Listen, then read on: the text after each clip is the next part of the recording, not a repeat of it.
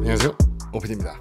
오늘은 시티뱅크에 대해서 좀 리뷰하겠습니다. 안녕하세요, 오피디입니다. 구독자 알람 해주세요. Let's go. 제가 저번 영상에서 말했듯이 워렌 버핏이 산 회사들 중에 시티뱅크랑 쉐브론 두 개가 정말 마음에 드는데요.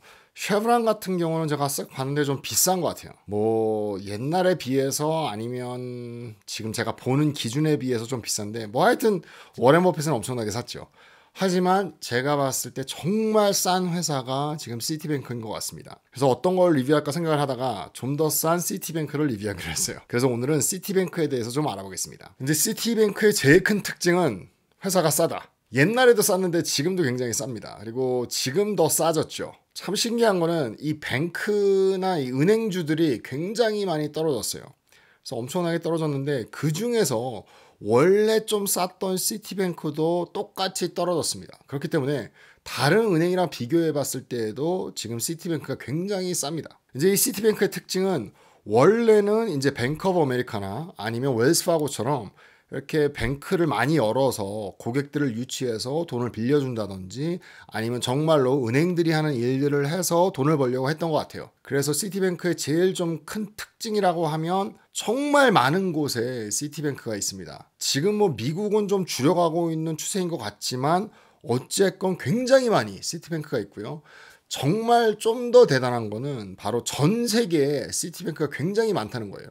특히나 아시아 같은 경우는 미국 은행 중에 제일 많은 데가 시티뱅크인 것 같습니다. 뭐 어디를 찾아봐도 시티뱅크가 있는 것 같아요. 특히 우리나라에도 굉장히 많이 있죠, 시티뱅크가. 그렇기 때문에 시티뱅크가 조금 하려고 했던 거는 굉장히 많은 브랜치를 해서 좀 돈을 벌려고 했었는데 이상하게도 시티뱅크에서 지금 제일 많이 돈을 버는 섹터는 인베스트먼트예요. 투자은행 쪽, 그쪽 일을 하는 섹터가 그 디파트먼트가 시티뱅크에서 제일 많이 돈을 벌고 있다고 합니다. 그래서 이제 그거를 ICG라고 합니다. Institution Clients Group. 그래서 ICG. 그 섹터에서 돈을 제일 많이 벌고 있어요. 이제 좀 아까 얘기했던 장점. 정말 많은 지점이 있다. 그리고 전 세계에 이렇게 퍼져 있다. 그게 이제 큰 장점인데요.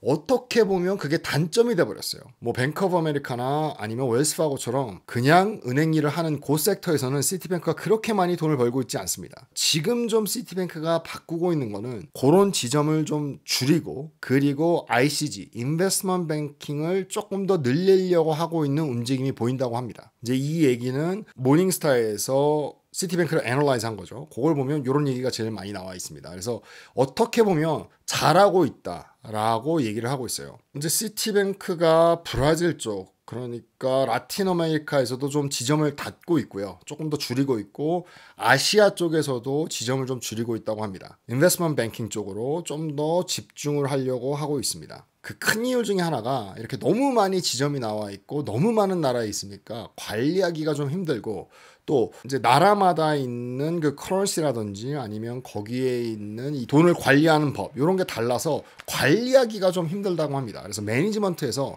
조금 힘든 점을 많이 겪어서 그거를 좀 줄이고 인베스트먼트 뱅킹을 늘린다고 합니다. 어쨌건 많은 노력이 있는 것 같아요. 돈을 잘 벌려고. 어떻게 보면 그걸 보고 워렌 버핏이 움직이지 않았나 뭐 그런 생각도 해봤습니다. 하지만 제가 생각했을 때 제일 큰 이유는 아무래도 회사가 지금 싼 것 같아요. 그래서 워렌 버핏이 좀 투자하지 않았나 그런 생각을 하고 있습니다. 먼저 베이직 파이낸셜 좀 보겠습니다. 이제 베이직 파이낸셜 좀 보시면요. 오늘 녹화하는 날이 5월 24일인데요. 이 자료들은 5월 23일 날 좀 준비를 한 겁니다.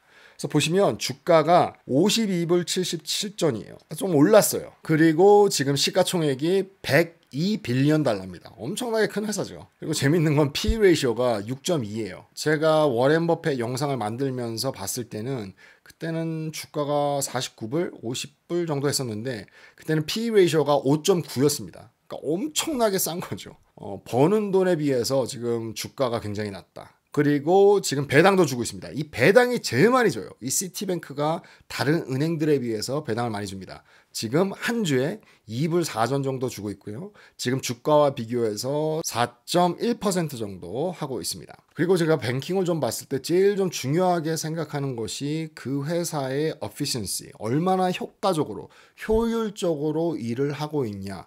이게 저한테는 제일 중요해요. 왜냐하면 뱅킹이란 게 거의 비슷합니다. 인베스트먼트 뱅킹을 좀 빼고는, 거기는 뭐 투자를 잘하는 거니까 그 기술 빼고는 이 뱅킹이라는 것 자체가 돈을 빌려주고 뭐 돈을 유치하고 이런 거 자체는 아주 큰 뭐 다른 점이 없어요. 다른 은행끼리 비교해 봤을 때 아주 큰 다른 점을 볼 수가 그렇게 뭐 있지는 않습니다. 제일 중요한 거는 얼마나 효율적으로 일을 하는지, 그게 중요한 것 같아요. 은행에서 하는 일이 달라봤자 얼마나 다르겠어요. 그리고 여기서 좋은 게 나오면 다른 데서도 또 좋은 게 나옵니다. 이렇게 카피하기 때문에. 다른 은행이랑 비교해 봤을 때 뭐 아주 효율적이다, 뭐 그런 거는 제가 찾아보지를 못했습니다. 그래서 얼마나 성장하고 있는지 그걸 좀 보고요. 효율적으로 일한다는 얘기는 그러니까 리턴, ROE가 얼마나 좋은지, 얼마나 돈을 잘 벌고 있는지, 갖고 있는 에퀴리나 아니면 갖고 있는 에셋에 비해서 그거를 좀 체크를 해보겠습니다. 먼저 성장을 보시면 레베뉴가 1년에 마이너스 0.98%입니다. 그래서 좀 줄었어요. 3년을 봤을 때. 그런데 넷인컴은 좀 늘었습니다. 그리고 EPS도 좀 늘었고요. 그래서 넷인컴은 한 6.7% 정도, 그리고 EPS는 14%. 근데 이제 리턴 온 에셋을 보시게 되면요, 이게 조금 에버러지보다는 조금 더 높아요. 0.73% 정도. 이제 요 밑에 보시면 조그만 번호 보이시죠? 그게 인더스트리, 그러니까 여기서의 어떤 에버러지로 보시면 됩니다. 이제 뱅크들이 얼마나 돈을 잘 버나 했을 때 에버러지는 0.7% 정도 되는데 이 시티뱅크는 0.73%.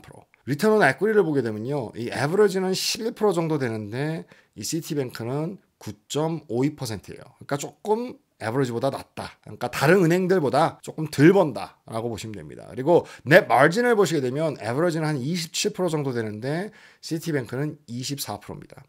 그러면 왜 워렌 버핏이 투자를 했나? 회사가 너무 싸요. 프라이스 퍼 북을 보게 되면요, 0.57이에요.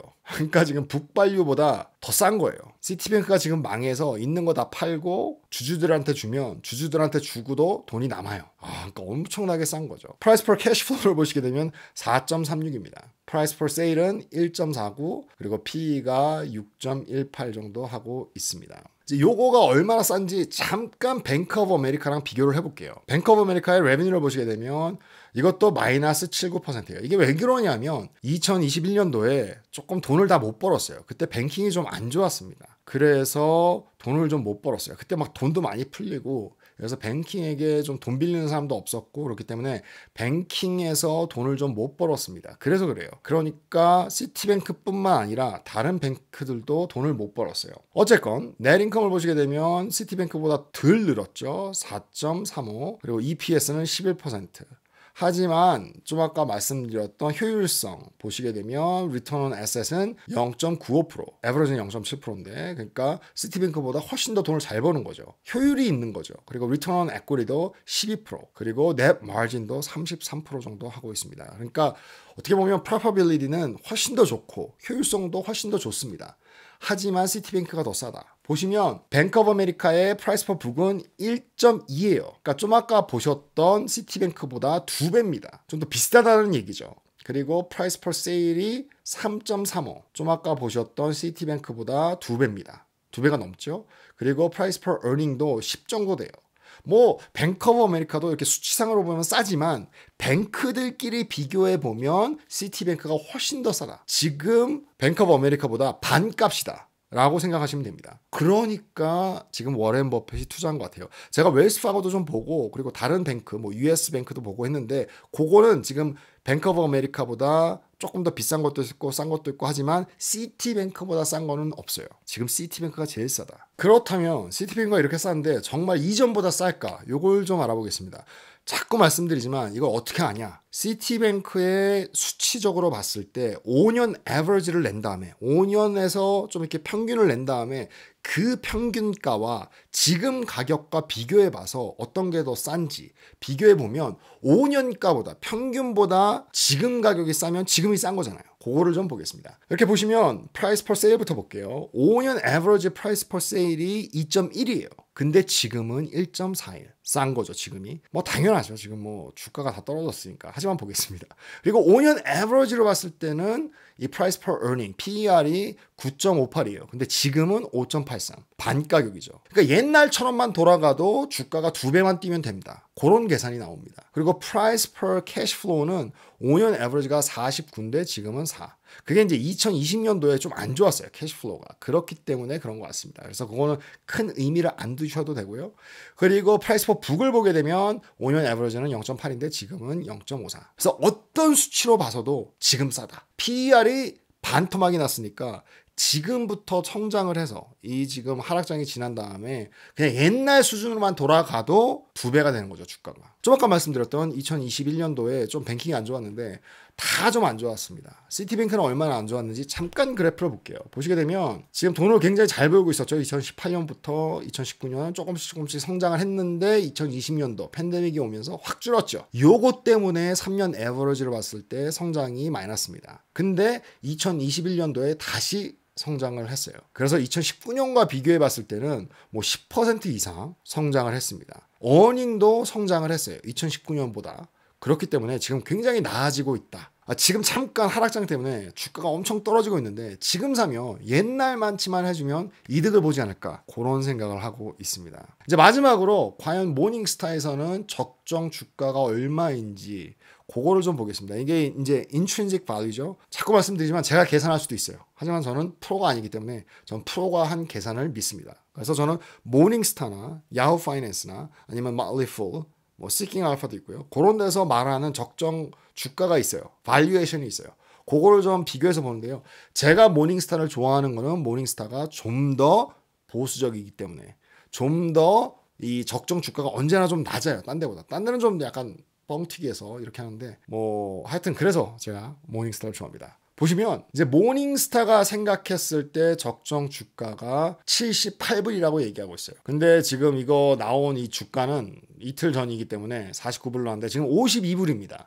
그래서 52불이라고 해도 지금 엄청 쌉니다. 적정 주가보다 지금 뭐 35% 정도 디스카운트가 되어 있습니다. 모닝스타에서는 지금 5스타예요. 5스타면 엄청 싸다. 쫙 리뷰를 해봤는데요. 제가 생각했을 때 워렌 버핏 아니면 뭐 그 밑에 있는 사람이 샀을 수도 있는데 버크샤이어 해서웨이에서 시티뱅크에 투자한 것은 지금 주가가 엄청 싸기 때문인 것 같습니다. 그리고 지금 굉장히 많은 회사들 중에 그 중에서도 지금 시티뱅크가 더 싸다. 그리고 성장이 나쁘지 않다. 그래서 투자한 것 같습니다. 그럼 저는 살까 말까? 저는 사고 싶어요. 그런데 지금 하락장이잖아요. 지금 막 계속 떨어지고 있기 때문에 지금 당장 이 가격에서 산다는 건 좀 무리가 있는 것 같고요. 저 같은 경우에는 43불 밑으로 좀 내려가주면 사지 않을까 생각을 하고 있습니다. 지금 돈을 너무 많이 써가지고 저는 이렇게 진짜로 하락장이 올 줄 뭐 안 사람이 별로 없겠죠. 그래서 전 조종장 뭐 이런 건 줄 알고 그냥 저는 제 계산대로 뭐 30%나 25% 정도 떨어지면 계속해서 추매를 했기 때문에 다른 회사들을